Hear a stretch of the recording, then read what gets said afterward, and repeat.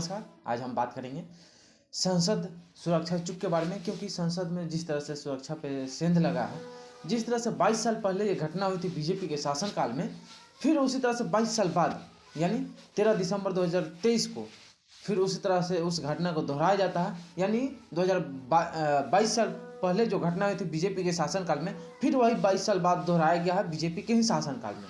इसी मुद्दे पे बात विचार करेंगे।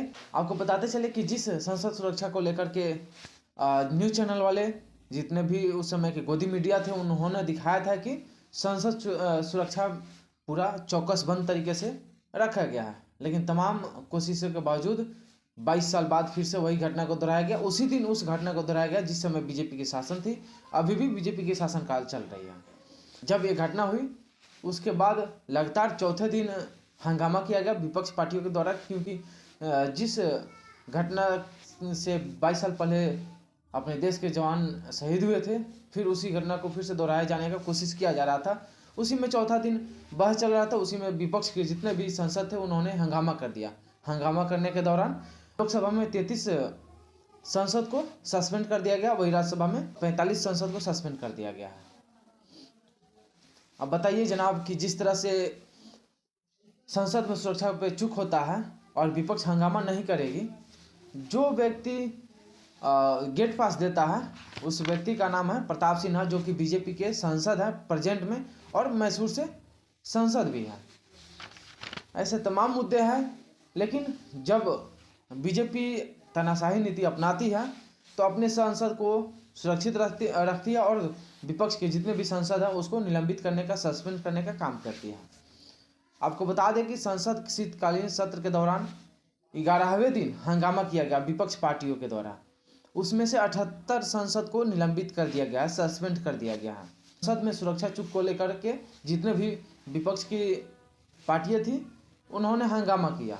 उस हंगामा के दौरान लोकसभा स्पीकर 15 मिनट का स्पीच देते हैं। उस स्पीच के दौरान बोलते हैं कि जिस तरह से विपक्ष इस पर राजनीतिक कर रही है, ये कहीं से उचित नहीं है। ये दुर्भाग्यपूर्ण है कि संसद की सुरक्षा चुप पर विपक्ष अपनी राजनीतिक रोटी सेकना चाहती है और उसी में 78 सांसद को निलंबित कर दिया जाता है। आपको बताते चले कि लोकसभा में 538 सांसद हैं, इसमें से एनडीए का 329 है, इंडिया का 142 है और अन्य 67 पे हैं, जिसमें से 46 सांसद को सस्पेंड कर दिया गया है। वही लोग राज्यसभा की बात करें तो राज्यसभा में 245 सांसद होते हैं। राज्यसभा के जो सांसद होते हैं 245 होते हैं और एनडीए का 105 है, इंडिया का 64 है और अन्य 76 है। उसमें से 46 सांसद को सस्पेंड कर दिया गया है। जो लोकसभा स्पीकर है ओम बिरला जब स्पीच देने के दौरान बोलते हैं कि इस तरह से जो संसद भवन में चूक हुआ है, इस पे जो विपक्ष राजनीति कर रही है, ये कतई उचित नहीं है। दुर्भाग्यपूर्ण है कि हमारे देश में संसद में चूक होता है और उसमें भी विपक्ष राजनीतिक रोटी सेकने में लग जाती है।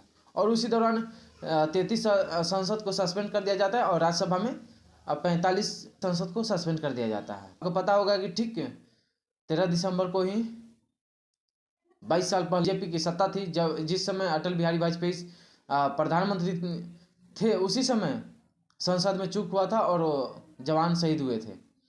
ठीक उसी दिन 13 दिसंबर 2023 को इस घटना को अंजाम दिया जाता है और फिर जो गेट पास देते हैं, जो बीजेपी के सांसद हैं, उनको सस्पेंड नहीं किया जाता है और विपक्ष की जो भी पार्टियां हैं, विपक्ष की जो भी सांसद है उनको सस्पेंड कर दिया जाता है। कांग्रेस के जो भी नेता है इस तरह से बयान दे रहे हैं कि बीजेपी तानाशाही नीति अपना रही है और विपक्ष की जितने भी सांसद हैं उनको सस्पेंड करने का कार्य कर रही है। और वही गोदी मीडिया जब इस संसद का उद्घाटन हो रहा था, जब न्यू संसद भवन का उद्घाटन होता है, उस समय बोली थी कि जो उसकी सुरक्षा है कसबंद तरीके से रखा गया है। लेकिन जिस तरह से 6 फीट का दीवार कूद करके 2 अपराधी घुस जाते हैं और 1-2 बाहर तांडव करते हैं, संसद भवन में सुरक्षा की चूक होती है, तो इसका अंजाम कौन लेगा, इसका अंजाम कौन भुगतेगा? फिर आपकी इस पर क्या प्रतिक्रिया है? आप अपना राय कमेंट में जरूर साझा कीजिएगा। आप देख रहे थे बिहार इंस्पायर, मैं शिव कुमार। जय हिंद, जय बिहार।